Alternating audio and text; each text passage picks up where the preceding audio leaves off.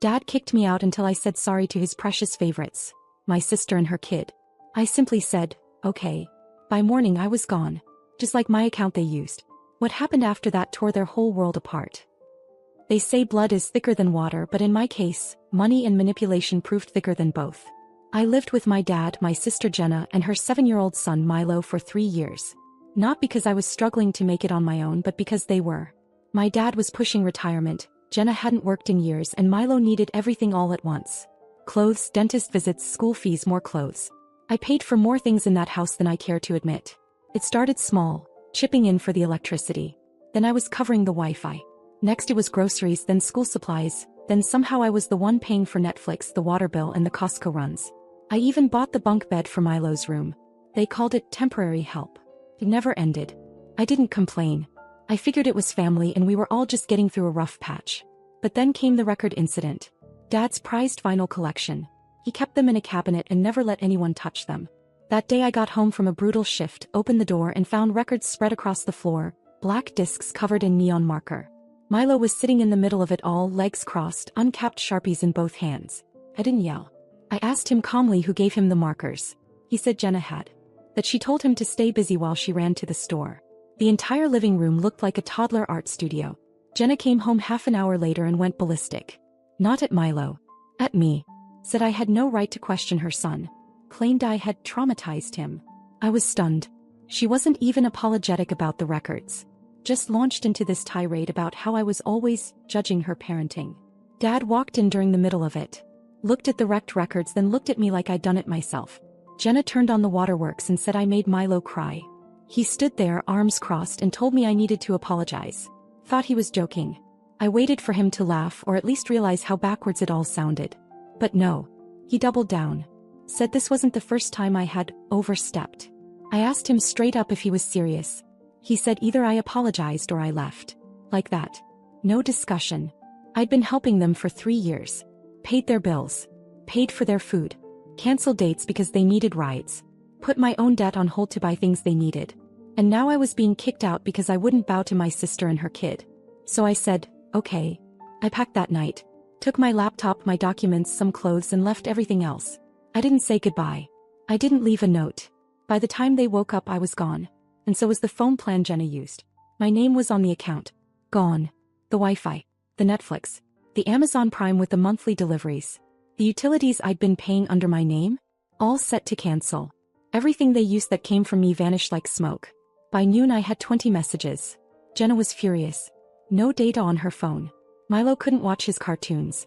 Dad called twice asking why the water was shut off.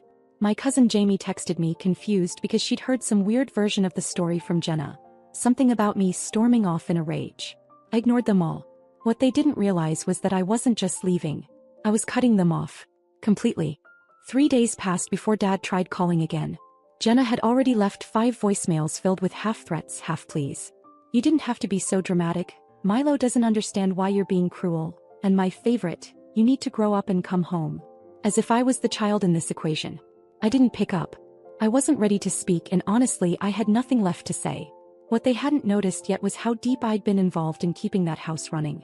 I didn't just help with bills. I had created an entire ecosystem around them. I was the one with the login for the insurance. I was the one who paid the car tags, scheduled appointments, even reordered Jenna's contacts when she ran out. Every time they said Katie will take care of it, they weren't kidding. No. Katie was done. The first real hit came at the end of the week. Dad's electric bill was overdue and shut off within 48 hours. He called me in a panic, not even bothering with a greeting. Just launched into a lecture about responsibility. I asked if he wanted me to apologize again. He hung up. Then Jenna's car insurance lapsed. Her car got towed from a parking lot. She called me crying, screaming that I had abandoned them. Told me Milo was scared because they had to walk home in the dark. I didn't answer that one either. Every week something else unraveled. The fridge broke and no one was there to schedule a service. Milo's school lunch account was empty. Jenna's phone stopped working completely. They had no idea how many things had been quietly managed by me because I never bragged about it. I just did it. But the most ironic part? I had still been paying off debt from covering their lives. Credit card bills with their groceries on it.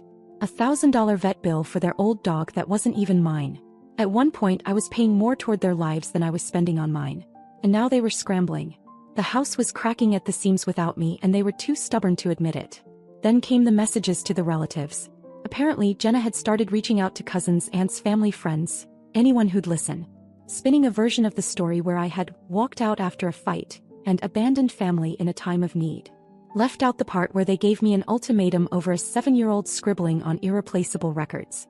One by one, people started texting me, some curious, some siding with them, but just a few, were actually asking what really happened. That's when I told Aunt Colleen everything. She was the one person I knew wouldn't fall for Jenna's performance. I laid it out from the beginning.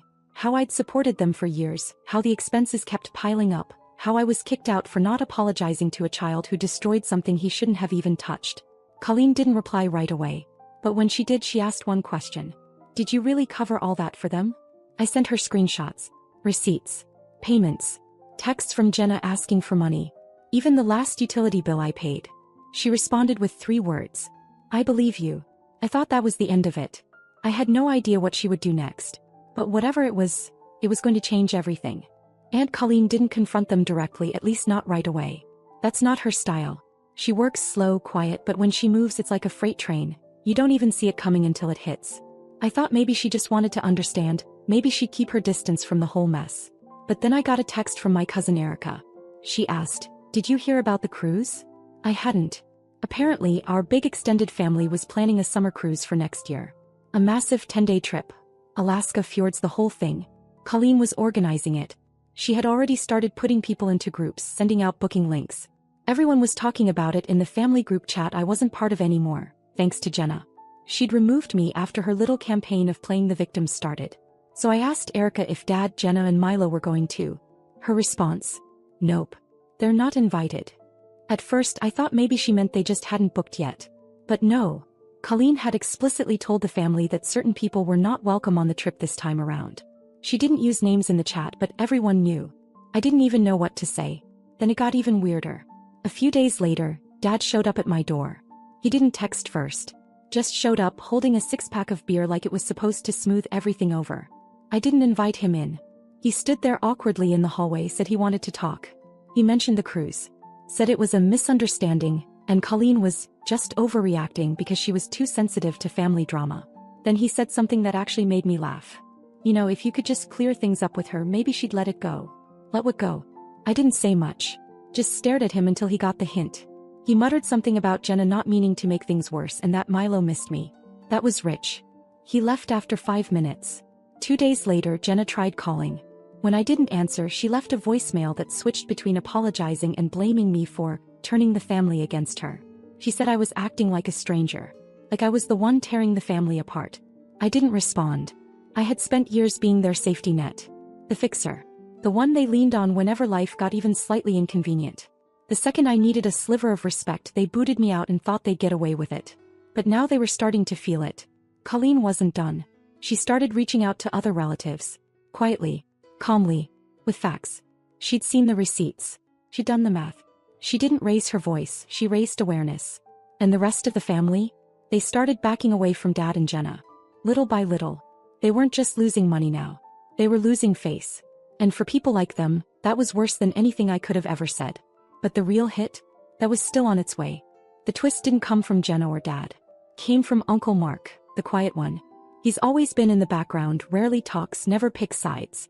I hadn't heard from him in months when he suddenly texted me, "Call me when you can." When I did, he skipped the greetings and hit me with, "Did they use your info for their tax returns?" I didn't even have to think. I already knew what he was getting at. A couple of years back, Jenna had talked me into letting her claim some child tax credits under my name. Said it would help everyone in the house. Said it was temporary. I was naive and exhausted from working 2 jobs. I agreed. The return came, I never saw the money, and they kept asking for more help like nothing had changed. Mark told me a friend of his, someone who works in IRS compliance, flagged some irregular filings connected to Jenna and Dad. Wrong dependents. Inconsistent income. My name tied to benefits I didn't qualify for. He wasn't warning me to scare me. He told me he was already helping clear my name from the mess. But then he added something I didn't expect. They knew what they were doing, Katie. That stuck with me. Later that week, Colleen hosted the family cruise planning night at her house. Everyone was invited, except Dad, Jenna, and Milo. But of course they showed up anyway. Erica filled me in that night, texting me in all caps. Jenna barged in like nothing happened. Started shouting about being left out, claiming I turned the whole family against her. Dad stood behind her, quiet but clearly letting her lead the charge. Jenna said it was wrong to punish Milo for grown-up drama. Colleen didn't yell. She just asked one question. Can you repay Katie for everything she paid for the last 3 years? The room went dead quiet. Jenna started to deflect. Dad mumbled something about it, not being about money. That's when Mark stood up for the first time in years and placed a small stack of printed statements on the table. Utilities, groceries, phone bills, subscriptions, every one of them in my name. He didn't say much. He didn't have to. Colleen turned to them and said they were officially uninvited. Not because of me, but because they used me, lied about it, and then tried to make me the villain. She told them flat out, until they paid back what they took and made things right, they weren't welcome on the cruise or at her home. Jenna started yelling. Dad just turned and left. No one followed them. That night I got flooded with messages again. Jenna, alternating between apologies and accusations. Dad asking to talk. Even a short voice message from Milo, saying he missed me. I didn't answer. They thought the worst thing I could do was walk away. But the worst thing I did was stop coming back. They went silent for a few days after the cruise meeting disaster. I guess there wasn't much left to say. But I knew it wasn't over. People like my dad and Jenna don't just disappear. They regroup. And they did. In the most pathetic way possible. They started trying to salvage their image. I heard from Erica that Jenna began texting family members individually, trying to clear the air. She told them I was going through something and lashing out, that the record story had been exaggerated and that my money wasn't really a big contribution. She even hinted that I might be having some kind of breakdown. But it didn't work. Not this time. Because Colleen had already shared the documents. Quietly. With a handful of family members she trusted. And Mark confirmed the tax mess was real and serious. So when Jenna tried to spin her usual sob story, people weren't buying it. Most of them didn't even respond. A few blocked her. Dad tried to call Colleen himself to clear things up, but she didn't answer. Neither did Mark. Then the final blow. Colleen sent out the official cruise itinerary.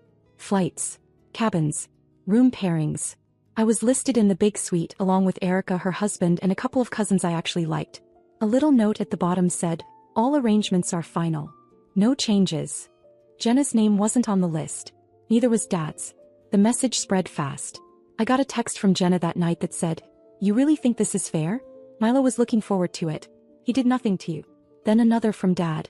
Whatever grudge you're holding, it's gone too far. That was the moment I knew they still didn't get it. After everything, after using me, lying to everyone, trying to shame me when it all fell apart, they still thought they were owed something. I replied for the first time in weeks. Just one word, goodbye. Then I blocked them both. The next morning I got a Venmo notification. Jenna had tried to send me $25. I almost laughed.